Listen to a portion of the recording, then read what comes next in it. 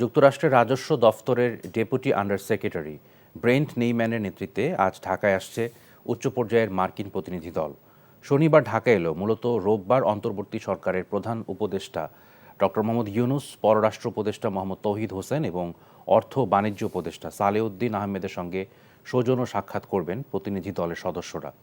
রোববার দুপুরে যুক্তরাষ্ট্রের প্রতিনিধি দলের সদস্যরা পররাষ্ট্র সচিব এম জসিমউদ্দিনের সঙ্গে মধ্যাহ্নভোজে অংশ নেবেন।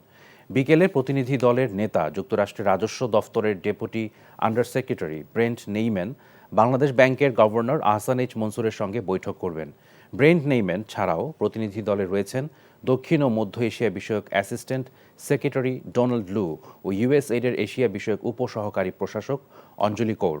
বাংলাদেশের অন্তর্বর্তী সরকারকে অর্থনৈতিক প্রবৃদ্ধি, আর্থিক স্থিতিশীলতা ও উন্নয়নের চাহিদা মেটাতে যুক্তরাষ্ট্র কিভাবে সহায়তা করতে পারে তা নিয়ে আলোচনার জন্য ওয়াশিংটন থেকে প্রতিনিধি দলটি ঢাকায় আসছে।